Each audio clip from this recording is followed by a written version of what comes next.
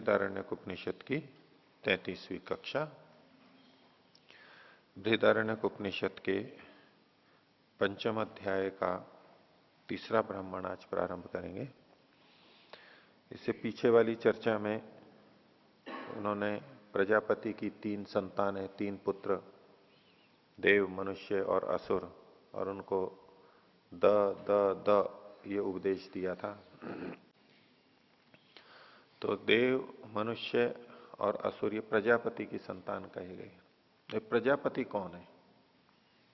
प्रजापति कौन है? तो प्रजापति तो परमात्मा को ही स्वीकार करते हैं। प्रजाओं का पालक है, स्वामी है, और सभी जितने शरीरधारी हैं वो उसके पुत्र हैं, संतान है, क्योंकि वो उनकी रक्षा करता है, उनको उत्पन्न करता है। इस दृष्टि से तो ईश्वर को मानते हैं प्रजापति। प्रजापति को और भिन्न ढंग से बता रहे हैं। ये क्या है? तो 5वें अध्याय के तीसरे ब्राह्मण की पहली कंडिका, एष प्रजापतिर यत हृदयम। ये जो प्रजापति है क्या है? हृदय है। ये हृदय को ही प्रजापति कह दिया गया। अब हृदय कौन? हृदय का मतलब क्या? तो एक तो हृदय जो हमारे शरीर में होता है, अवयव है शरीर का, उसको हृदय बोलते हैं। और उस हृदय का और प्रजापति का क्या मतलब? जिसने इस संसार को उत्पन्न किया, प्रजाओं का पालन कर रहा है और देव, मनुष्य, असुरों का पिता है, ऐसा प्रजापति, उसका इस हृदय से क्या संबंध है?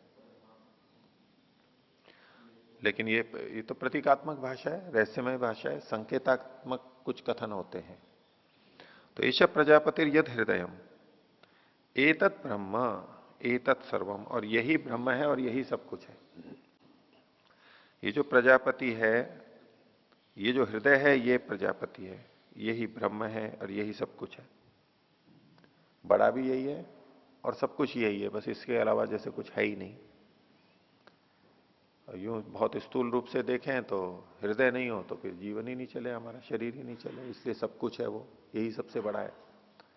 एक दृष्टि से हमारे शरीर में सबसे महत्वपूर्ण अवयव हृदय है। ठीक है, मस्तिष्क को भी उससे बड़ा मान सकते हैं, लेकिन हृदय भी एक महत्वपूर्ण है, तो हम कहें कि सबसे बड़ा है, ये महत्वपूर्ण है और यही सब कुछ है। अब उसको खोल रहे हैं। ये हृदय का मतलब क्या है? यहां पर हृदय का मतलब तो बोले तदेतत्क्षरम हृदयमति। हृदय जो शब्द है इसमें 3 अक्षर हैं। जो लिखावट है वर्णों को मिला करके, बोले इसमें 3 अक्षर हैं हृदय में। तो उसमें पहला है ह्री इति एकम अक्षरम। पहला जो ह्री, हकार में ऋकार मिला हुआ, ये ह्री, ये पहले पहला अक्षर, एक अक्षर हुआ। और जिसने इसको समझ लिया कि हृदय में ह्री है, तो अभिहरंती अस्मयी स्वाश्च अन्य च या एवं वेद। जो इसको जान लेता है उसके लिए उसके अपने और अन्य व्यक्ति भी अभिहरंती, उसके लिए सामान ले लेकर के आते हैं, अभिहरण करते हैं, चारों ओर से उसके लिए वस्तुएं उपस्थित करवा देते हैं। जो ऐसा समझ लेता है, क्या समझ लेता है कि हृदय शब्द में एक अक्षर ये है, तो मोटा तो यही दिख रहा है यहां पर लिखा हुआ जो है, लेकिन इसका भी तात्पर्य लेना होगा। प्रजापति को खोला है हृदय से, उसको ब्रह्म कहा, उसको सब कुछ कहा। तो प्रजापति क्या काम करता है? वो इस हृदय का मतलब ये हृदय नहीं ले रहे हैं अभी सीधा सीधा, इसको भी लेंगे, जोड़ सकते हैं। प्रजापति सब प्रजाओं के लिए अभिहरण करता है, चीजें ले लेकर के आता है, उपलब्ध कराता है, उपस्थित कराता है। प्रजापति करता है, इसलिए वो हृदय है। वो उसमें एक काम ह्री वाला है, वो हरण करता है, ले लेकर के आता है हमारे लिए। वायु लेके आता है, जल लेके आता है, बहुत चीजें ले लेकर के आता है, हमारे कर्मों के अनुसार है, लेकर के आता है। तो जो इसको समझ लेता है, ह्री को मतलब तो दूसरों के लिए चीजों को पहुंचाना, उनको उपलब्ध कराना, सेवा करना, दूसरों के लिए कुछ करना, भले ही वेतन लेके करते हो, लेकिन पहुंचाना, करना उनके लिए कुछ। तो ये प्रजापति का एक भाग है। ऐसे भी तो प्रजाओं का पालन होता है, उनको जो इच्छित चीजें हैं वो मांग रहे हैं, भले ही पैसे दे रहे हैं, उन तक वो चीजें पहुंचा देना। औषधि, दूध, फल, जो भी चीजें ये भी एक प्रजापति का भाग है। तो हृदय प्रजापति है, हृदय मतलब अभिहरण करता है वो। तो जो ऐसा करता है, प्रजापति के इस भाग को करता है, तो उसके लिए दूसरे लोग भी सब चीजें पहुंचाने लगते हैं। अगर कोई सबके लिए चीजें पहुंचाता हो और जब उसको आवश्यकता पड़ती है तो उसको पहुंचाने वाले मिल जाते हैं ना सामान। एक की जगह 3 मिलेंगे, 5 मिलेंगे उसके लिए। और जो ये ह्री को नहीं समझा है, प्रजापति के अर्थ को, हृदय के ह्री को, तो वो दूसरों को नहीं पहुंचाता है चीजें। तो जब उसको आवश्यकता पड़ती है तब वो पुकारता ही रहता है, लोग पहुंचाते ही नहीं है। इसको तो नहीं देंगे, इसको क्यों दें, इसके लिए क्यों ले जाएं, ये कभी किसी के काम नहीं आया। तो जो ऐसा कार्य करता है उसके लिए उसके अपने अपने तो वैसे ले आते हैं शर्मा शर्मी में भी, कि कभी नहीं भी करता है तो भी चलो अपने हैं, करना ही है। लेकिन इसमें कहा अन्य भी, अभिहरंती अस्मयी स्वाश्च अन्य च, स्व उसके अपने परिवार के जो मित्र जन इष्टजन है वो, और अन्य च अन्य दूसरे व्यक्ति भी देखते नहीं ये व्यक्ति ऐसा है, प्रजापति के धर्म का पालन करता है, ह्री है ये, तो उसके लिए सब चीजें उपस्थित होती हैं। जो ऐसा जान लेता है, जान लेता है मतलब ऐसा करता है, समझ लिया उसने।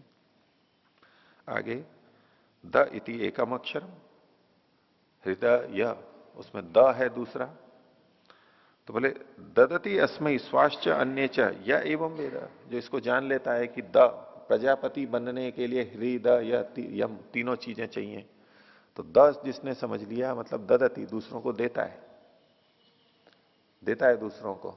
तो प्रजापति भी देता है, वो हृदय है वो भी देता है। तो ऐसे ही कोई मनुष्य जो इसको जान लेता है कि प्रजापति बनने के लिए देना भी होता है, देते हैं तो अभी है, तो उसके लिए भी दूसरे उसके अपने और दूसरे उसको देते हैं सब ओर से खूब देते हैं उसको भी सब चीजें मिलने लगती हैं। वो दूसरों को देता है, दूसरे उसको भी देने लगते हैं। ये द, तो अभिहरंती और ददती इन दोनों में अंतर है। अभिहरंती मतलब तो लेकर के आते हैं, ददती मतलब देते हैं। अब लेकर के आते हैं उसमें भी तो देना होता है। मान लो दुकानदार से कोई चीज मंगाई, आजकल तो घर घर में पहुंचता है सामान, तो पैसे भी दिए तो बोले सामान दे करके आ जाओ, तो देना तो कथन हो रहा है, लेकिन वो अभिहरंती है, बस उसके लिए उठा के वहां लेके आ रहे हैं। पैसे तो उसने दिए। देना वो होता है जिसमें उससे पैसे नहीं लिए हमने, अपना अपनी चीज है, और फिर हम जब दूसरे को सौंपते हैं, ये तो है देना। और एक है कि दूसरे ने उसका शुल्क चुकाया, हम केवल पहुंचा रहे हैं, हमारी भी जो कमाई होनी है वो हो गई। अब इसको ये देना देना नहीं है, ये दान नहीं है, ये तो केवल उस तक पहुंचाना है चीजें, इसे दान थोड़ा ना कहते हैं। तो ददती यहां दान के अर्थ में है। तो वो अपनी चीज दूसरों को देता है, दूसरे भी उसको अपनी चीज देते हैं। तो प्रजापति बनना है तो हृदय तो होना ही होगा। क्या कोई ऐसा प्रजापति हो सकता है जो हृदय ना हो? प्रजाओं का पालक तो हो, लेकिन हृदय ये क्रियाएं जिसमें ना होती हो, वो प्रजापति बनेगा कैसे? प्रजापति बनने के लिए तो हृदय ही तो प्रजापति है, भाव की दृष्टि से, अर्थ की दृष्टि से। तो ददति अस्मि स्वास्थ्य अन्य च एवं वेद। फिर तीसरा यम इति एकम अक्षरम, अंत में हृदय यम, यम है। तो एति स्वर्गम लोकम या एवं वेद, यम मतलब वो स्वर्ग में चला जाता है, सुख में चला जाता है, श्रेष्ठ स्थान को प्राप्त कर लेता है, जो ऐसा जान लेता है। तो प्रजापति जो होता है तो ह्री और द करता है, तो फिर यम भी हो जाता है उसका, वो स्वर्ग में सुख में पहुंच जाता है। तो जो व्यक्ति और भी कोई ऐसा जान लेता है तो वो भी सुख में स्वर्ग में पहुंच जाता है। तो सुख पाने के लिए एक शैली है कि देना होता है, एक शैली है कि नहीं लेना होता है, लूट खसोट करनी होती है, छीनना होता है सुख के लिए, स्वर्ग के लिए, एक शैली वो है। एक है कि नहीं देना होता है सुख के लिए, दे करके सुख प्राप्त करते हैं, वो छीन करके सुख प्राप्त करते हैं वो, लेकिन प्रजापति नहीं बनते। अब ये जो हमारा हृदय है इसके लिए भी ऐसा ही है। हृदय ये जो धड़कता है हमारे अंदर रक्त वाला, जैसे यहां पर हृदय है, तो अभिहरति चारों ओर से हरण करता है, रक्त को लेता है, फिर ददाती फिर दे भी देता है, फेफड़ों को देता है, फिर वहां से ले लेता है, फिर पूरे शरीर को दे देता है। और यम चलता रहता है, वो दूसरा अर्थ है, निरुक्त में भी आता है, हरति, ददाति और याति, अथवा यच्छति भी करते हैं कई जने, नहीं तो याति, गति करता रहता है, लेता है, देता है, चलता रहता है, रुकता नहीं है। हृदय, हृदय की विशेषता है ना। हम काम करते करते थक जाते हैं, नहीं कर पाते लगातार, लेकिन हृदय देखो बचपन से, जन्म से लेके अभी तक धड़क रहा है, धड़क रहा है, धड़क रहा है। विश्राम लेता है? धड़कता ही रहता है, धड़कता ही रहता है, अविरत, ऐसा। पर वो भी विश्राम लेता है, हृदय भी विश्राम लेता है। बिना विश्राम लिए तो कोई कर ही नहीं सकता है, लेकिन बड़ी कुशलता से विश्राम लेता है।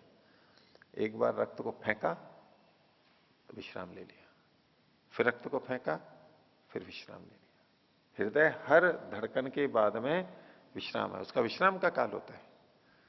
वो ऐसा विश्राम करता है, बीच बीच में थोड़ा किया विश्राम, किया विश्राम, लगातार कर लेता है।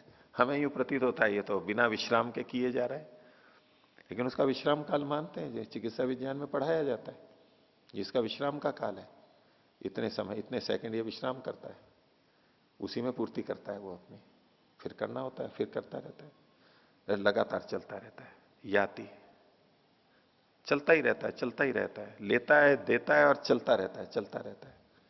तो जीवन की सीख है। और जो प्रजापति बनते हैं उनको भी ऐसे ही करना होता है, लेना देना तो करते ही रहते हैं। वो विश्राम कब करें? व्यस्तताएं उनकी इतनी हो जाती हैं, ये काम, वो मिलने आ रहा है, उसका देखना, इसकी चिंता, उसकी चिंता, वो बीच बीच में विश्राम करते रहते हैं। जहां समय मिला वहीं विश्राम, जहां समय मिला वहीं विश्राम जहां भी थोड़ा सा अवसर मिला वहीं कर लिया। वो लंबा समय उनको पता नहीं मिलता है, नहीं मिलता है, कभी मिले नहीं मिले, तो करते रहते हैं और बीच बीच में विश्राम करते रहते हैं।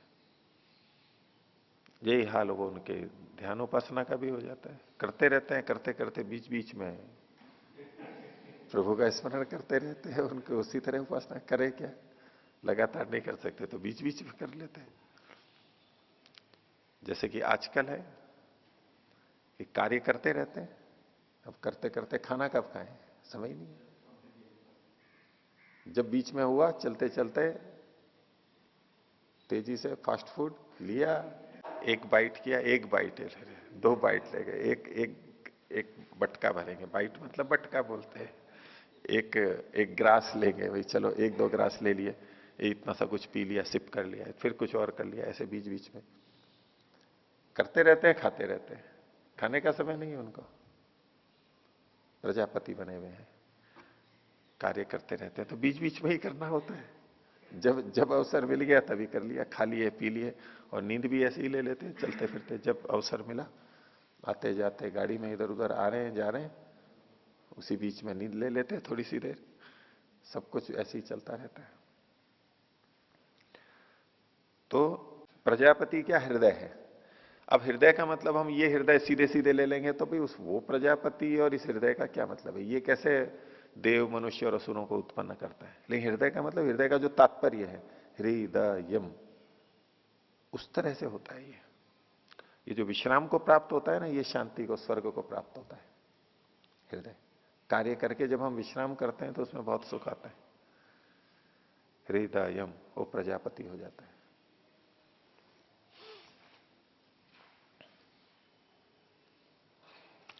और ये जो तीन थे, देव मनुष्य और असुर, इनका उत्पादक कौन था, रक्षक कौन था, प्रजापति यानी हृदय। और ये हृदय मतलब भावना, भावना से जुड़ी हुई बात है। तो बाहर से तो हम एक ही जैसे दिखेंगे, देव हो, मनुष्य हो, असुर हो, अंतर क्या है उनमें, कोई भावना का अंतर है। वो द द द का अंतर है। एक दमन पे केंद्रित है, एक दान पे केंद्रित है, एक दया पे केंद्रित है। अंदर की भावना बदली हुई है, बस यही उनका पालन करता है, इसी से वो बढ़ते हैं। ये जो भेद है वो हृदय का है, अंदर का भेद है, बाकी तो ठीक है। आगे 5वें अध्याय का चौथा ब्राह्मण, ये एक एक कंडी का ही है, इनमें छोटे छोटे ब्राह्मण है। तो चौथे ब्राह्मण की एक कंडी का है, इसी को देखते हैं। तदवई तदेव तदास सत्यमेव। अब वो प्रजापति और हृदय की बात आई, तो वो ये जो है ये कौन है? वो सत्य स्वरूप है। तद वही यदेव तदास, वो जो अंदर है वो क्या है? बोले वो सत्य ही है। कौन सा सत्य? स यो ह एतम महद यक्षम प्रथमजम वेद। सत्यम ब्रह्म इति स यो ह एतम, जो इसको महत बहुत बड़ा, यक्ष माने पूजनीय, प्रथमजम सबसे पहले विद्यमान, वेद जानता है। अब प्रथमजम का मतलब ऐसे तो प्रथम उत्पन्न, जात, प्रथम जात, यूं देखेंगे जो सबसे पहले उत्पन्न हुआ है। तो इस शब्द को देखेंगे तो यूं लगेगा जैसे कि वो ब्रह्म भी उत्पन्न हुआ है, ऐसा कहा जा रहा है यहां पर। तो ये उत्पत्ति से संबंधित शब्द नहीं लिया जाता है। जो उत्पन्न होता है वो विद्यमान रहता है, जो उत्पन्न हो जाता है वो विद्यमान रहता है। और परमात्मा पहले से विद्यमान है, पूर्व से विद्यमान है। ये कार्य जगत उत्पन्न हुआ उससे पहले से विद्यमान है। इस दृष्टि से कहे कि वो तो पहले से ही है। ये प्रथम जब मतलब वो पहले से ही है, पहले से उत्पन्न हुआ, उत्पन्न होना नहीं, नया निर्माण हुआ है ऐसा नहीं। वो नहीं तो अनित्य होगा, वो कार्य द्रव्य बन जाएगा वो भी। तो पहले से विद्यमान है, ये ऐसा अर्थ किया जाता है। तो जो इसको ऐसे उसको जानता है, जो बड़ा है, पूजनीय है, सबसे पहले विद्यमान था, उसको जो जानता है, और सत्यम ब्रह्म इति, और कि ये सत्य ही ब्रह्म है, ये सत्य ही ब्रह्म है, इति जयति ईमान लोकान, वो इन सब लोगों को जीत लेता है। इन लोगों से जो कुछ होना होता है, जो उपलब्धि करनी होती है, वो उसको प्राप्त हो जाती है। सत्यम ब्रह्म इति, सत्य ब्रह्म है, सत्यम ब्रह्म इति, सत्य ब्रह्म है या ब्रह्म सत्य है? सत्यम ब्रह्म इति, ब्रह्म सत्य है और बाकी सब असत्य, मिथ्या है। सत्यम ब्रह्म इति, ये सत्य को ब्रह्म बता रहे हैं या ब्रह्म को सत्य बता रहे हैं? सत्य को ब्रह्म बता रहे हैं, आगे के वचन से स्पष्ट होगा। सत्यम ब्रह्म इति, सत्य ही ब्रह्म है। अभी देखने की दृष्टि है तो क्या जो जो जो सत्य है, जैसे हम सत्य बोलते हैं तो वो ब्रह्म हो जाएगा। ब्रह्म का मतलब बड़ा, उस दृष्टि से देखेंगे तो जो सत्य है वही बड़ा होता है। बड़ा वही बनता है जो सत्य होता है। हम सत्य बोल रहे हैं, सत्य का व्यवहार कर रहे हैं, तो हम भी बड़े हैं और वो बात भी बड़ी है। जो सत्य बोली गई वो बड़ी बात है, जो झूठ बोली गई वो बड़ी बात नहीं है, वो तो हीन है, निकृष्ट है। और दूसरी दृष्टि से परमात्मा क्या? परमात्मा जो कुछ है वो सत्य ही है। वो सत्य ही ज्ञान देता है, सत्य ही करता है, उचित ही करता है, सब कुछ एक दृष्टि से देखेंगे तो सत्य ही सत्य है, सत्य ही सत्य है। तो परमात्मा को, ब्रह्म को कहा गया सत्य ही ब्रह्म है। सत्य के अलावा कुछ है ही नहीं, सत्य है ही नहीं उसमें कुछ। तो जो ऐसा जानता है सत्यम ब्रह्म इति, वो इन सब लोगों को जीत लेता है। और इसके विपरीत जित इतनु असौ असत य एवं एतम महद यक्षम प्रथमजम वेद, जो इस महान पूजनीय प्रथम पहले से विद्यमान इसको असत वेद, इसको असत जानता है, यह है ही नहीं, झूठा है, यह है नहीं, ऐसा जो उसको जानता है उसका क्या होता है? जित इतनु असौ, वो दूसरों के द्वारा जीत लिया जाता है, वो पराजित हो जाता है। जित मतलब पराजित हो जाता है वो। इस संसार में वही जीत पाएगा जो परमात्मा को स्वीकार कर लेता है, परमात्मा को सत्य मानता है। जो परमात्मा को असत मानता है वो इस संसार में जीत नहीं पाएगा। जीत और हार तो यही होती है कि जिस उद्देश्य से इस शरीर में आए हैं उस लक्ष्य की प्राप्ति हो गई तो जीत गए, नहीं तो हार गए। अर्थात परमात्मा को स्वीकार करने पर ही इस संसार में या मनुष्य जीवन की सफलता है, नहीं तो सफलता नहीं होगी, हारना है वो। भले ही कितना भी हम लौकिक दृष्टि से सफलता का कथन कर लें कि ये सफलता, ये सफलता, ये सफलता, लेकिन वो सफलता सफलता नहीं है, वो असफलता ही है, कितना भी कर ले अंतिम दृष्टि से। तो वो परमात्मा को जान करके ही व्यक्ति जीतता है, नहीं तो वो पराजित होता रहता है। सोचता है मैं जीत रहा हूं, लेकिन पराजित ही पराजित होता रहता है। सत्यम ब्रह्म इति, फिर वचन को दोहराया, सत्य ही ब्रह्म है। और इसी को अब खोला है, सत्यम ही एवं ब्रह्म, सत्य ही ब्रह्म है। असत्य ब्रह्म होता ही नहीं है, सत्य ही ब्रह्म है। सत्यम ब्रह्म इति कोई खोल दिया, सत्यम एव ब्रह्म, ब्रह्म एव सत्यम ये नहीं कहा, सत्य ही ब्रह्म है। पांचवा ब्राह्मण अगला, पांचवें अध्याय का पांचवा ब्राह्मण। तो पीछे सत्य की बात आई, ब्रह्म की बात आई, अब उन्हीं को लेकर के अब ये सब प्रतीकात्मक कथन है। लगेगा कि जैसे कुछ अलग अलग हैं, वैसे तो पर्यायवाची भी हैं, लेकिन फिर भी अलग अलग ढंग से कथन किया गया है। क्या कहते हैं कि सृष्टि उत्पन्न हुई, इसमें ये चीजें कैसे आई हैं? तो कहा आप एव इदम अग्र आसु। सबसे पहले ये आप थे, जल थे, बहुवचन है आसु। सबसे पहले क्या थे? आप था, यानी जल थे। आप का मतलब जो भी लेंगे, कुछ तरल फैला हुआ, बिखरा हुआ, अस्थिर सा, अबद्ध सा, जैसे जल होता है, बंधा हुआ नहीं रहता है, तरल रहता है, ऐसे कुछ फैला फैला सा था। आप एव इदम अग्र आसु ता आप सत्यम असृजंता। उन जलों ने सत्य को उत्पन्न कर दिया। अब जल ने सत्य को उत्पन्न किया। सत्य क्या है? तो पहले कहा कि सत्य ब्रह्म है या सत्य प्रजापति है, हृदय प्रजापति है। अब और भी कहेंगे सत्य मतलब ब्रह्म है, एक सत्य हम जो बोलते हैं। तो कहा ता आपह सत्यम अस्त्रजनता, उन जलों ने सत्य को उत्पन्न किया, तो ब्रह्म को उत्पन्न कर दिया, ऐसा अर्थ लेंगे। लेकिन आगे देखिए, सत्य का मतलब यहां ब्रह्म तो नहीं है, क्योंकि आगे का सत्यम ब्रह्म, और उस सत्य ने ब्रह्म को पैदा कर दिया। सत्यम ब्रह्म असृजत, सत्य ने ब्रह्म को पैदा किया। आपन है सत्य को, सत्य ने ब्रह्म को। और ब्रह्मा प्रजापति, और ब्रह्म ने प्रजापति को उत्पन्न कर दिया। प्रजापतिर देवांश, और प्रजापति ने देवों को उत्पन्न किया। देव को मतलब प्रजापति के वो तीन संतान थे, देव थे, मनुष्य थे, असुर थे। प्रजापति ने देवों को उत्पन्न किया।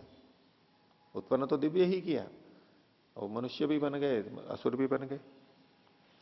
सत्यम एवं उपासते, ते देवा सत्यम एवं उपासते, और वो देव लोग सत्य की ही उपासना करते हैं।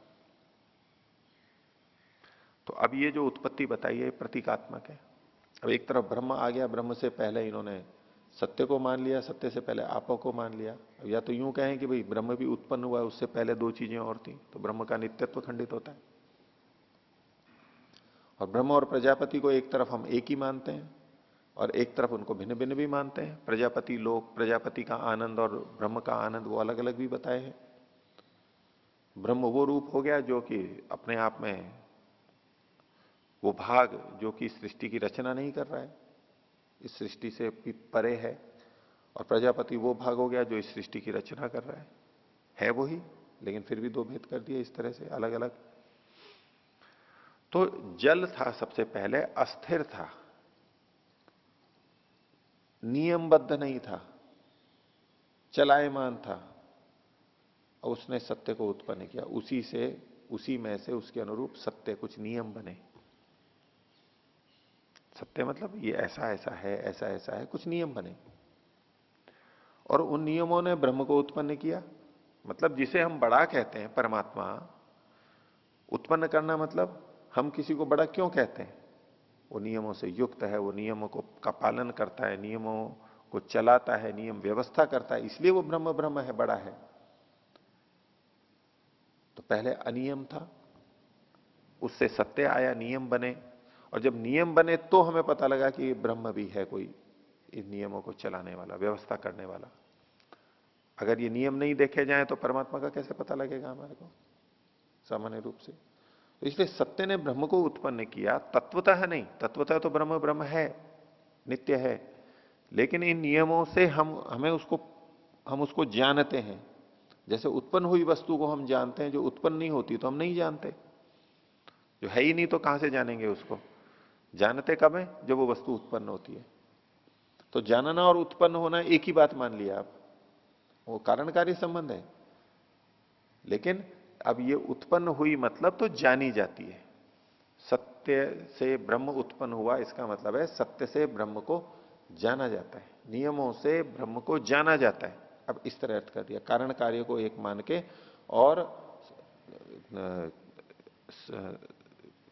कारण को ही, मतलब कारण और कार्य यानी जो जो नियम है उसको बनाने वाला, तो इनसे ही उसका पता लगता है। तो जन्म और पता लगना, उत्पत्ति, जन्म होना और उसकी विद्यमानता।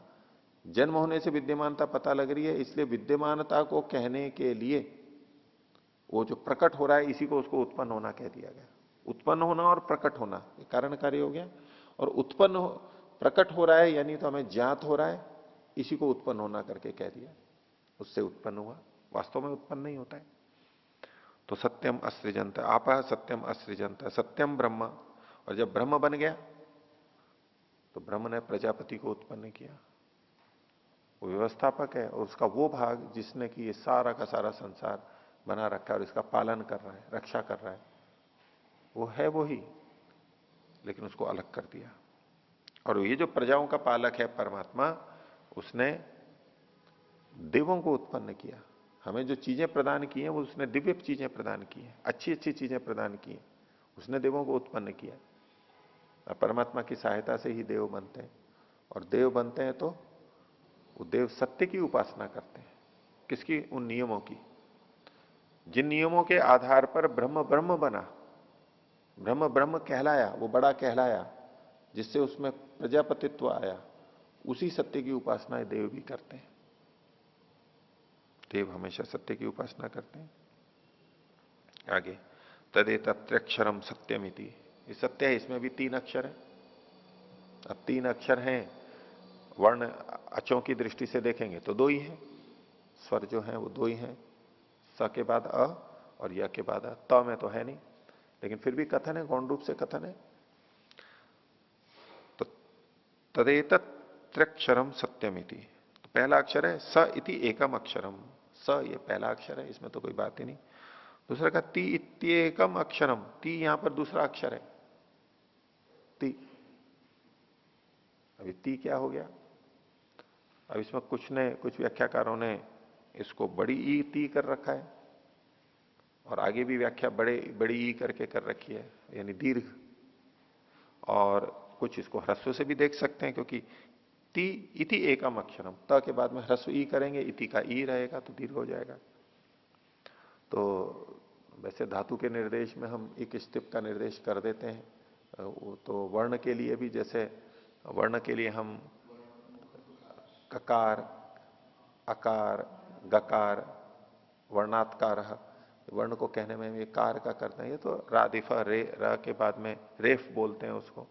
तो ऐसे ही इसमें केवल उच्चारण के सौकर्य के लिए इकार का प्रयोग कर दिया गया है, तो तय है, तो तय ही। और दूसरा सत्य में अगर यूं देखें कि भाई ठीक है, इकार मानेंगे तो आगे आकार मान लेंगे, आकार मान लेंगे तो ई को यह हो जाएगा, यणादेश हो जाएगा, उस दृष्टि से कोई लेने लगे, नहीं तो यहां त ही है वैसे। तो ती इति एकम अक्षरम और यम इति एकम अक्षरम, क्योंकि आगे यम भी कह दिया है। यदि वहां पर यम की जगह अम होता तो फिर हम कर लेते, अथवा तो दोनों को एक रूप मानेंगे, ई को यह हो गया और यम का भी यह है, दोनों मिलकर के एक रूप एक आदेश हो गया दोनों। टी का ई को यह हुआ किसी तरह भी, अब तो करना है तो, क्योंकि अच्छ तो पर है नहीं, ई को यह कैसे करेंगे, पर ठीक है जैसे भी। तो यम इति एकम अक्षरम, अच्छा यह है कि ती का मतलब यहां पर तकार का ही ग्रहण किया जाए। बस इतना है कि हमें लगेगा कि इसको अक्षर क्यों कहा गया, जबकि यहां पर अच्छ तो है ही नहीं, स्वर तो है ही नहीं, पर ठीक है, अक्षर शब्द तो व्यंजन के लिए भी आता है, चल सकता है। आगे कहते हैं प्रथमोत्तमे अक्षरे सत्यम, जो प्रथम और अंतिम अक्षर है वो तो सत्य अक्षर है। सत्य शब्द में जो स था और यम था ये तो सत्य है। सत्य है मतलब इनमें दोनों में अच है वास्तव में, इसलिए सत्य है। इनको अक्षर कहा है तो वास्तव में ये अक्षर हैं, अच सहित हैं, लेकिन जो बीच वाला है वो तो असत्य है, उसमें तो अ नहीं है। तो प्रथमोत्तमे अक्षरे सत्यम, मध्य तो अनृतम, मध्य में ये झूठ है, आप इसको अक्षर बोल रहे हो, इसमें अच नहीं है, बीच वाला अनृत है। तदेतत अनृतम उभयतः सत्येन परिगृहितम, तो ये जो झूठ है बीच वाला त, ये दोनों ओर से सत्य से परिगृहित है, बीच में फंसा हुआ है, वो दोनों तरफ सत्य है। तो सत्य भूयम एव भवती, वो सत्य ही दिखाई देता है। फिर असत्य के चारों ओर सत्य का आवरण यदि आ जाए तो वो असत्य भी सत्य ही दिखाई देता है। जो व्यक्ति असत्य बोलता है और असत्य को फिर सिद्ध करने का प्रयास करता है, तो ऐसी ऐसी बात बोलेगा जिससे लगे दूसरों को कि हाँ ये ठीक है, देखो इससे ये पता लगता है। कुछ सत्य बोलेगा, बिल्कुल बहुत भोला बन करके ऐसे बोलेगा जैसे कि ये बिल्कुल हृदय से बोल रहा है और सच ही बोल रहा है। सामान्यतः उतना नहीं बोलता है व्यक्ति। जैसे कि किसी चोर को पूछताछ शुरू हो जाए, अपराधी को, और पुलिस वाले पकड़ लें, तो बड़ा विनम्र होकर के बोलता है। सामान्य व्यक्ति होता है वो इतना विनम्र नहीं होता है। उसको पकड़ा तो उसको तो क्योंकि डर भी नहीं है, कुछ भी नहीं है, बोलता है तो वो सामान्य बोलता है, वो कोई झुकने का प्रयास नहीं करता है। ऐसे अधिकारी लोग जिन दुकानों पे चले जाते हैं, फैक्ट्रियों में चले जाते हैं, तो कुछ लोग बड़ी आवभगत करते हैं, शुरुआत से दूर से देख करके उनको नमस्ते करेंगे, अच्छी तरह बैठाएंगे, बहुत ही विशेष तरीके से उनको अच्छा खिलाएंगे पिलाएंगे शुरुआत से ही। तो जहां विशेष दिखाई दे वहीं समझ समझ में आ जाता है कि कुछ। और जो दूसरे होते हैं, जो जिनकी मान लो दुकान फैक्ट्री ठीक है, कोई दिक्कत ही नहीं है, वो आएंगे तो बोले बस सामान्य रूप से हाँ आइए बैठिए, जल लेंगे, कुछ लेंगे, वो उतनी आवभगत नहीं करेगा। ये हमारे मन का रहता है। वो चोर की दाढ़ी में तिनके वाली बात थोड़ा सा उस तरह भी ले सकते हैं, वो व्यक्ति ज्यादा करेगा। तो ऐसे जो झूठ को छुपाने के लिए बोल रहा होता है ना, तो बोलने से ही पता लग जाता है कि ये व्यक्ति कुछ ज्यादा ही कर रहा है, वो नाटक कर रहा है। ये सामान्य नहीं है। असामान्य कब है? वो अधिक प्रयास उसको कब करने पड़ते हैं? जब वहां पर झूठ होती है, उसको डर रहता है, वो कुछ ना कुछ बोलेगा अधिक से। ये स्वभाव होता है, अनजाने में करता ही है व्यक्ति। हाँ, जिन्होंने समझ लिया वो नहीं भी करे तो अलग बात है, लेकिन वो करेगा व्यक्ति प्रयास करेगा, वो अच्छी तरह से दिखाएगा। हाँ जी देखिए देखिए कुछ भी नहीं है, देखो यहाँ पर है, ये अलमारी देखो यहाँ कुछ भी नहीं रखा है, देखो यहाँ देखो कुछ भी नहीं रखा है, ऐसे कर करके बताएगा वो। जहां जहां नहीं है उन चीजों को दिखाएगा, देखो यहाँ कुछ भी नहीं छिपा रखा है, यहाँ कुछ भी नहीं है। विशेष करेगा वो, ऐसे भाव प्रकट करेगा, विशेष उत्सुकता दिखाएगा। हाँ हाँ बिल्कुल आके देखिए साहब, कुछ भी नहीं है, देख लो, लो जेब देख लो, ये लो खोल के देखो, ये देखो कुर्ते की जेब, ये देखो कुछ भी नहीं है यहाँ पर। ऐसा अतिरिक्त प्रयास करता है वो व्यक्ति, क्योंकि वो छुपाना चाहता है, बचाना चाहता है कि बोले इसको दिखा दूंगा यहां कुछ नहीं है, वो मेरा बच जाएगा। देखो आगे होकर के दिखा रहा है, आगे होकर जांच करा रहा है। ये समझने वाले समझ जाते हैं कि हाँ यहां पर ही विशेष है तो बीच में अनृत है, दोनों तरफ सत्य है, तो दोनों तरफ सत्य कर देते हैं, तो बीच वाला जो है वो अनृत भी सत्य के समान दिखाई देने लगता है। तो जो तकार था वो अनृत था, मध्य तो अनृतम तदेतत अनृतम उभयतः सत्य न परिगृहितम। ये जो अनृत है, दोनों तरफ सत्य से जुड़ा हुआ है, ढका हुआ है। कितना अच्छा असत्य है। सकारात्मक दृष्टि से सोचें तो जो झूठ होता है उसके साथ साथ सत्य विशेष रूप से रहता है। असत्य के साथ साथ झूठ के नहीं, सत्य जुड़ा रहता है, उसके साथ साथ विशेष रूप से सत्य दिखाई देगा, वैसे नहीं दिखाई देगा, उसमें विशेष सत्य दिखाई देगा। और सत्य भूयम एव भवती नैवम विद्वान सम अनृतम हिनस्ति। और जिसको जो ये जान लेता है उसको ये असत्य है वो नष्ट नहीं करता है, मारता नहीं है। गलत अर्थ में बोल रहा हूं कि जिसको ये पता लग गया कि इस असत्य को कैसे बचाया जाता है, इधर उधर सत्य को लगा दो, तो वो असत्य उसको बाधित नहीं करता है, क्योंकि उसने बचा लिया। वो सत्य, असत्य भी सत्य ही दिखाई दे रहा है उसको। चतुर लोग जैसे कर लेते हैं, कुटिल लोग जैसा कर लेते हैं, तो जो उस तरह से जान लेता है वो सत्य को आसपास में लगा करके रखता है और उसको बचा लेता है। बस असत्य उसको मारता नहीं है।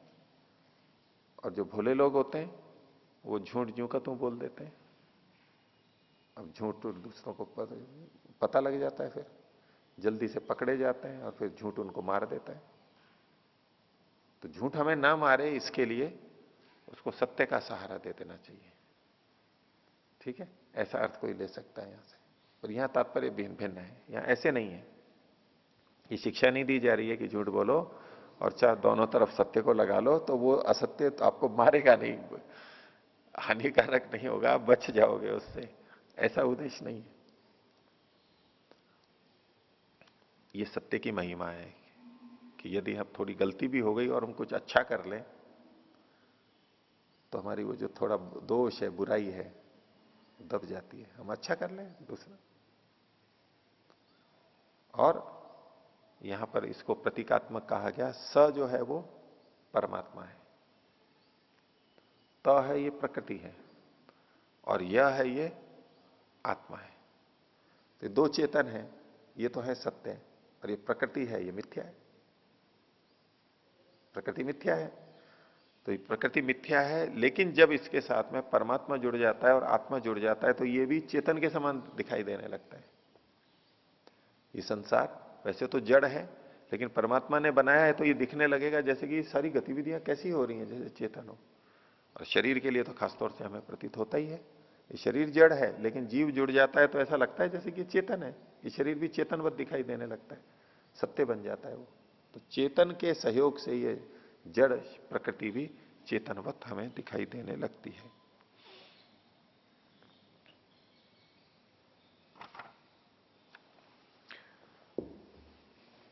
अब जो सत्य है, सत्य जो शब्द था उसके अंदर भी असत्य छुपा हुआ है। सत्य जो शब्द है, सत्य तो सत्य ही होता है, सत्य तो सत्य ही होता है, लेकिन जैसे अक्षरों के ढंग से इन्होंने व्याख्या की, इसमें ये जो त है ना, सत्य में भी बीच में असत्य छुपा हुआ है। तो ये तो केवल प्रतीकात्मक है, इस दृष्टि से नहीं देखना, सत्य तो सत्य ही होता है। बीच में जो छुपा हुआ है वर्णन की दृष्टि से केवल है कि इस तरह प्रकृति, जीव और इनका इन्होंने वर्णन किया है। आगे देखिए,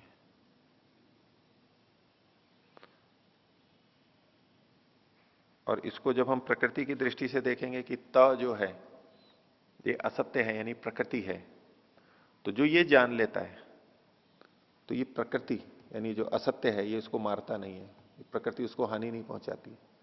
जिसने एक तरफ परमात्मा को जोड़ लिया है और एक तरफ जीव को जोड़ लिया है, परमात्मा का स्वरूप जानता है, जीव का स्वरूप जानता है, और उसके बीच में उसके अनुरूप इस त का प्रयोग कर रहा है, प्रकृति का प्रयोग कर रहा है, तो अब ये प्रकृति उसको हानि नहीं करेगी, मारेगी नहीं। मारना यानी हानि होना, अभी उसके लिए हानिकारक नहीं होगी, क्योंकि दोनों को जोड़ लिया है तो अब ये हानिकारक प्रकृति भी उसके लिए लाभदायक बन जाएगी। और जिसने इन दोनों को छोड़ रखा है, यानी सत्यों को साथ में नहीं ले रखा है दोनों तरफ, तो अनृत अनृत रहेगा, उससे तो हानि होनी है, उससे तो वो पिटेगा, मरेगा। आगे देखिए दूसरी कंडिका, तत्यत तत्सत्यम असौ स आदित्य। वो सत्य को इन्होंने यहां कहा था, अब सत्य शब्द को उधर ले गए एक दूसरी तरफ। ये जो सत्य, ये जो आदित्य है, सूर्य दिखाई देता है, बोले ये सत्य है, ये सत्य है। तद्यत सत्यम असौ स आदित्य, और यह ऐसा एतस्मिन मंडले पुरुष, और उस इस मंडल में जो पुरुष विद्यमान है, उसके अंदर उस सूर्य में भी जो पुरुष है, सूर्य में जो पुरुष है, पीछे भी जो वर्णन आता रहा है। दूसरा कह रहे हैं यश्चायम दक्षिणे अक्षन पुरुष, और जो दाहिनी आंख में पुरुष बैठा हुआ है या शरीर में। तो एतो अन्योन्यस्मिन प्रतिष्ठित, ये दोनों एक दूसरे में प्रतिष्ठित हैं, एक दूसरे पे आधारित हैं। अब प्रतिष्ठित है मतलब वैसे नहीं प्रतिष्ठित क्यों रखे हुए हैं, एक दूसरे पे आधारित है। वो सूर्य और इधर ये दोनों एक दूसरे पे आश्रित है। कैसे? तो कहते हैं रश्मि भी एश अस्मिन प्रतिष्ठित, रश्मि के द्वारा यह इसमें प्रतिष्ठित है। ये जो सूर्य है ये रश्मियों के द्वारा नेत्र में प्रतिष्ठित है, अर्थात सूर्य से रश्मियां निकलती हैं, वो नेत्र में पहुंचती हैं तो हमारे को ज्ञान होता है। नहीं तो वो सूर्य है, वहां पर कितना भी ताप हो, कितना भी प्रकाश हो, अगर उसकी रश्मियां चल करके हमारे नेत्र तक, यहां इस तक नहीं आएंगी तो कैसे देखेगा कोई व्यक्ति, जान ही नहीं सकता है। तो वो रश्मियां यहां तक आती हैं, उसके माध्यम से हम देख पाते हैं, वस्तुओं को टकराती हैं, वस्तुओं से टकरा करके हमारे नेत्रों तक आती हैं रश्मियां, सूर्य की रश्मियां। तो नेत्रों की का आधार वही प्रकाश और प्रकाश की रश्मियां हैं, सूर्य की रश्मियां हैं, नहीं तो ये कार्य नहीं करेगा। तो रश्मि भी एशो अस्मिन प्रतिष्ठित है, रश्मियों के द्वारा ये इसके अंदर प्रतिष्ठित है। और प्राणी अयम अमुष्मिन, और ये यहां वाला जो है पुरुष, ये प्राणों के द्वारा प्रतिष्ठित है, उसके अंदर प्रतिष्ठित है।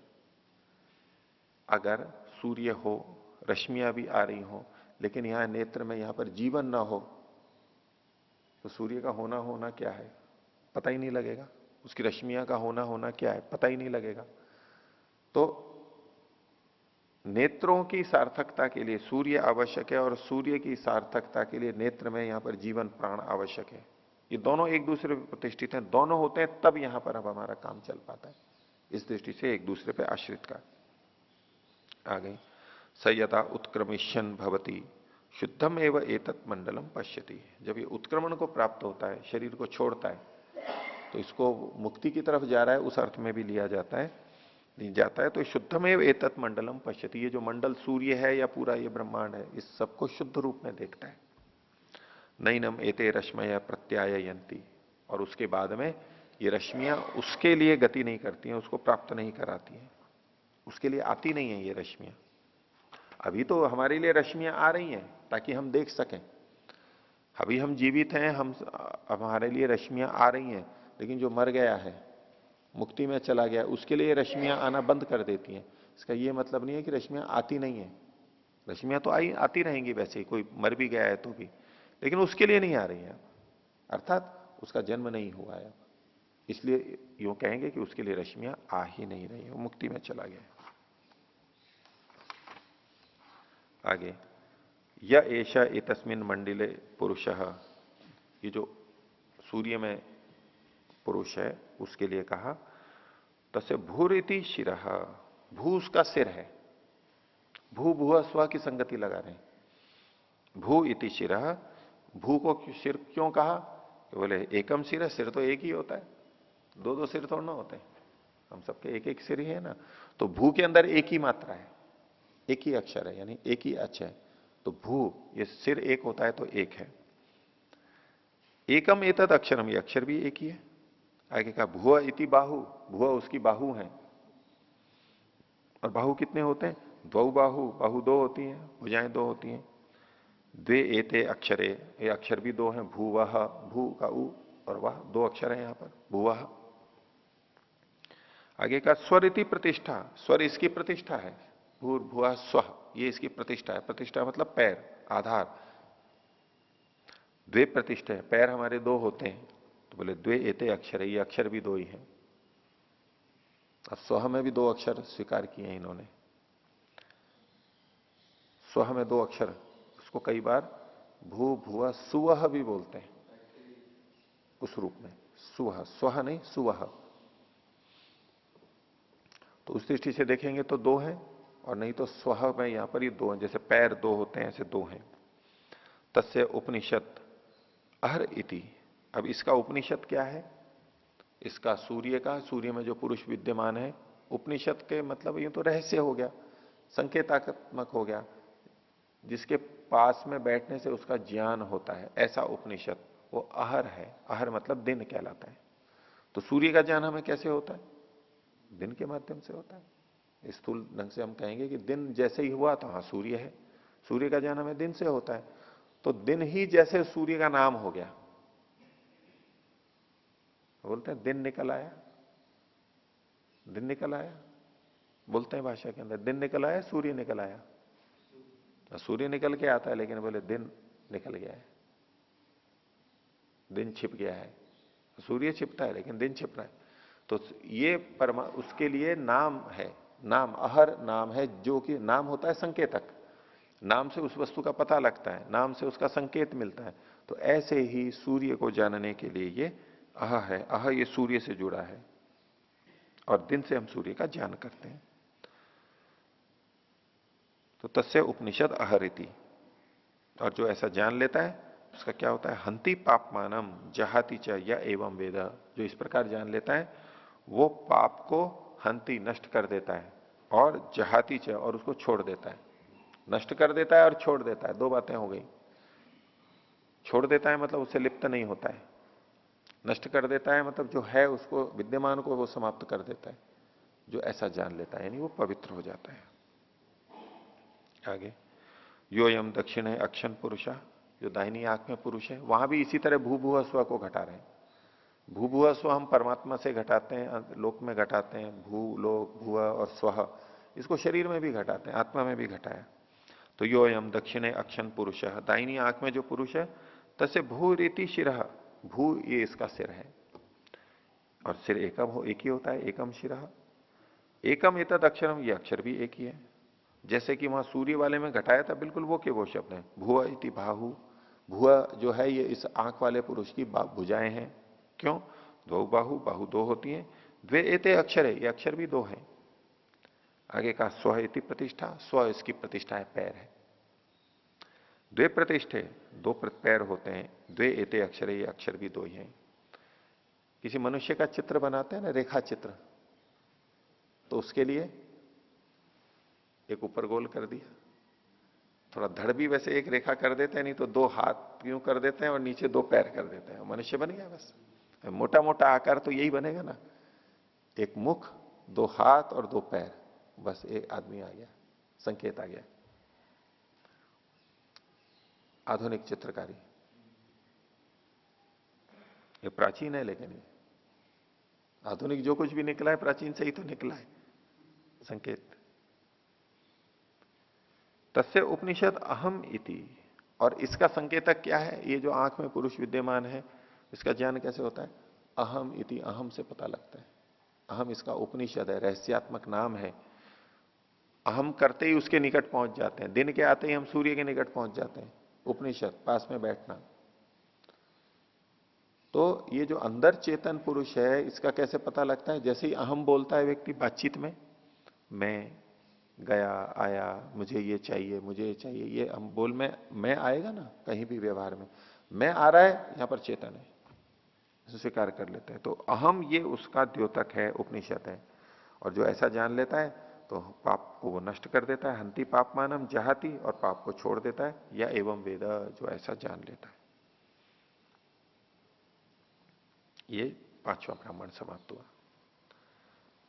आगे देखिए, अब इसी परमात्मा को एक अलग ढंग से प्रस्तुत कर रहे हैं।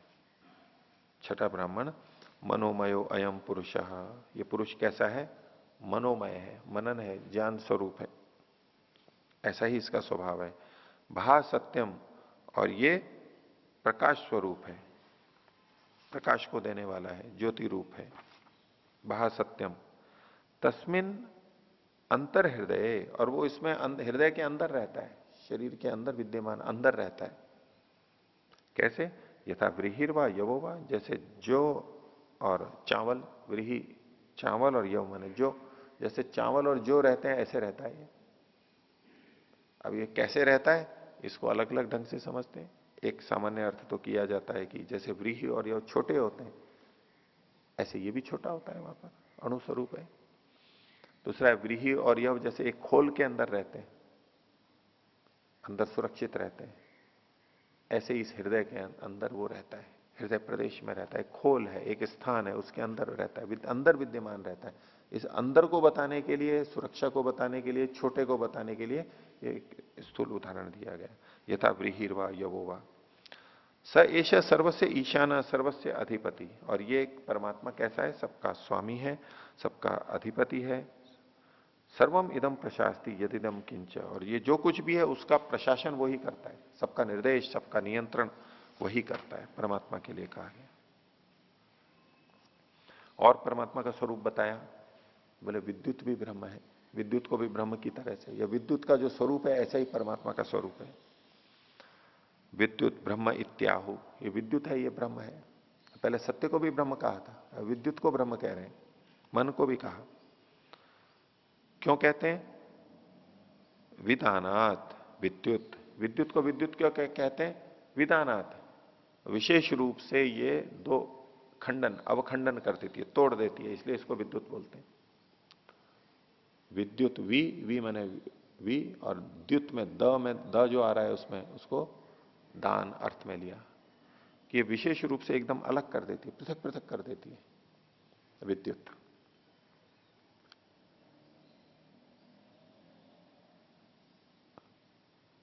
विद्यति एनम पापनो या एवं वेद विद्युत ब्रह्म इति, जो ये जान लेता है कि ये विद्युत ब्रह्म है, तो पाप उससे अलग हो जाता है, उसको पृथक कर देता है। पाप पाप से वो अलग हो जाता है, छूट जाता है। विद्युत ही एवं ब्रह्म, ये जो विद्युत है ये ब्रह्म है, विदारण करने वाली, पृथक पृथक करने वाली। दृष्टवा रूपे व्याकरो सत्यान्विते प्रजापति, परमात्मा को अब एक दृष्टि से विद्युत, विद्युत जैसे कि प्रकाश आते ही एकदम चमक हो जाती है, एक चीजें एकदम साफ साफ अलग अलग हो जाती है। अंधेरे में कुछ पता नहीं, हाथ को हाथ नहीं सूझ रहा है, लेकिन बिजली चमकी, थोड़ी देर भी चमकी, लेकिन अलग अलग वस्तु हमें दिखाई दे जाती है, वो भेद कर देता है। प्रकाश जब आता है, विद्युत जब होती है, तो अलग है, ये पेड़ अलग है, ये नदी अलग है, ये पहाड़ अलग है, ये मनुष्य अलग है, ये पशु अलग है, ये अलग अलग अलग अलग हमें जना देती है। जना देती है, जानने के साथ साथ वहां अलग अलग होना जुड़ा हुआ है, तो विशेष रूप से सबको अलग अलग कर देती है, पृथक पृथक कर देती है, विशेषित कर देती है। ऐसा परमात्मा है। परमात्मा विद्युत है और परमात्मा ज्ञान देता है, ये ठीक है। जैसे विद्युत से प्रकाश होता है, ज्ञान होता है, ये परमात्मा का प्रकाश हमें सबको अलग अलग कर देता है। अलग अलग है, ये ऐसा, ये ऐसा, ये ऐसा, ये ऐसा। ज्ञान क्या करता है? ज्ञान सबको अलग अलग ही तो कर देता है, विशेषित कर देता है। ये ऐसा, ये इस रंग रूप वाला, ये अच्छा, ये खट्टा, ये मीठा, ये ऐसा। ये ज्ञान हमें क्या कर देता है? वस्तुओं को अलग अलग कर देता है, भेद कर देता है, विद्युत के समान पृथक पृथक कर देता है। और परमात्मा ने क्या कर रखा है?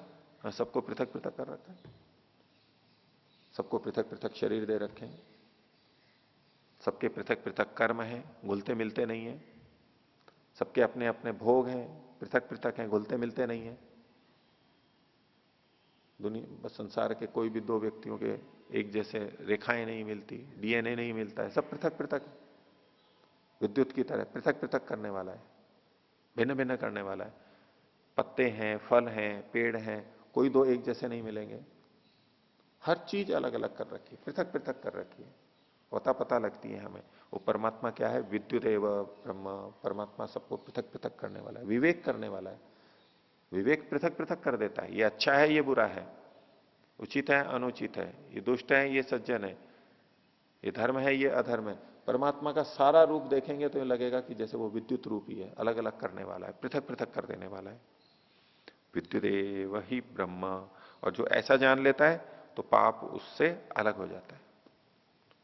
उसने भेद देख लिया है कि पाप है, ये पुण्य है, ये अच्छा है, ये बुरा है, ये गंदा है, ये स्वच्छ है। वो अलग अलग कर देगा, गंदगी को अलग कर देगा, पता लग जाएगा तो। नहीं तो खा जाएगा, वैसे ही उपयोग ले लेगा। और आगे देखिए, और उसकी उपमा दे रहे हैं परमात्मा के लिए। आठवां ब्राह्मण, वाचम धेनुम उपासीता।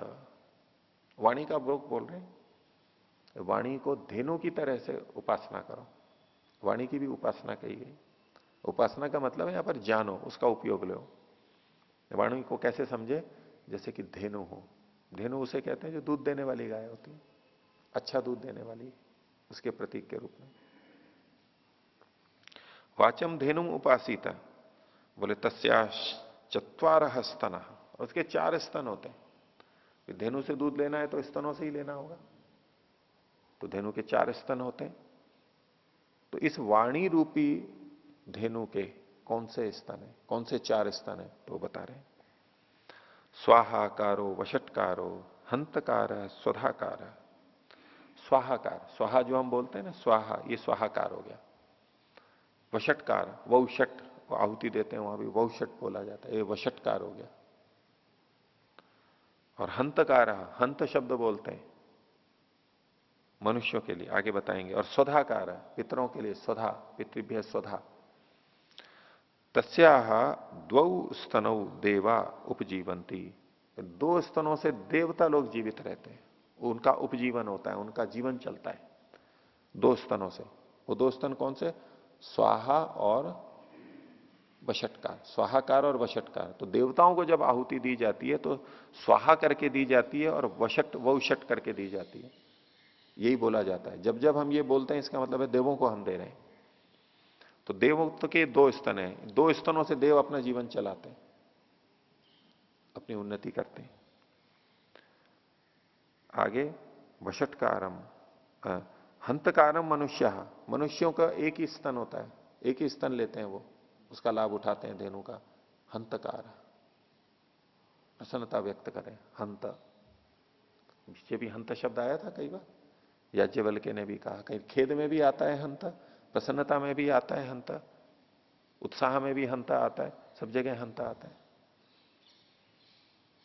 आजकल हाय हाय बोलते हैं, हाय, तो हाय शब्द प्रसन्नता में बोलते हैं या दुखी होने में बोलते हैं? प्रसन्नता में भी बोलते हैं। हंता शब्द सुनेंगे तो लगेगा प्रसन्नता में भी बोला जा रहा है और दुख में भी बोला जा रहा है, खेद में भी, ये कैसे? जैसे आजकल हाय हाय बोलते हैं, दुख में भी बोलते हैं हाय, और प्रसन्नता में भी बोलते हैं। तो हंतकार मनुष्य तो यही करता रहता है, सुख और दुख में या तो प्रसन्न होता रहता है या दुखी होता रहता है, ऐसी भाषा बोलता रहता है। वैसे मनुष्य तो यही घूमता है। और स्वधाकारम पितरः, पितरों के लिए स्वधा होता है, स्वधा शब्द का प्रयोग करते हैं उनको देते समय, वो पितरों के लिए होता है। वो उस एक स्तन से दूध पीते हैं, जीवन उनका उसी से चलता है, उपजीवन तो सबके साथ जुड़ जाएगा। और इस वाक्य क्या है? तस्या प्राण ऋषभो मनोवत्सः, ये जो तस्या मतलब तस्या धेनु हो, उस धेनु के, वाक तो थी धेनु, तो वाणी का जैसे धेनु और वृषभ होता है, तो वाक के साथ क्या जुड़ा हुआ है? प्राण जुड़े हुए हैं। अगर प्राण यानी ये जो श्वास प्रश्वास नहीं हो तो हम बोल ही नहीं सकते कुछ, उसके आधार पर ही होता है। तो वृषभ से गौ उत्पन्न होती है, गाय उत्पन्न होती है, वृषभ को साथ में, यानी प्राण साथ में चलते हैं। प्राण साथ में चलते हैं तो वाक निकलती है, प्राण नहीं होंगे तो वाक निकल ही नहीं सकती है। उधर वृषभ को उससे जोड़ा है। और अब गाय है, धेनु है, तो उसका बछड़ा भी होगा, वत्स भी होगा। वो कौन है? तो बोले मनः वत्सः, मन इसका बछड़ा है, वाणी का। तो बछड़ा क्या करता है? तो कई ढंग से इसकी व्याख्याएं की जाती है। एक तो कहते हैं कि गाय का दूध दूना हो तो बछड़ा चाहिए, दूध ही नहीं देगी वो, नहीं तो बोले वाणी का सार निकालना हो, वाणी से ज्ञान प्राप्त करना हो, तो वहां पर मन का योग होना चाहिए, तब वाणी से जो अर्थ है वो हमें पता लगेगा, निकल पाएगा। एक तो ये अर्थ करते हैं। दूसरा, गाय धेनु अपने बछड़े को देती है, बछड़ा जो है वो गाय पे निर्भर करता है उसका जीवन, और बछड़ा हमेशा उत्सुक रहता है कि गाय का दूध कब पी लूं मैं। तो ऐसे मन तब जीवित रह सकता है जब वाणी हो, और वाणी रहेगी, उससे विचार जाएंगे, तब वो मन मनन कर पाएगा। मन का मुख्य कार्य मनन करना है। वो कब होगा? जब भाषा होगी, वाणी होगी। अब वाणी नहीं होगी तो वो जी नहीं पाएगा।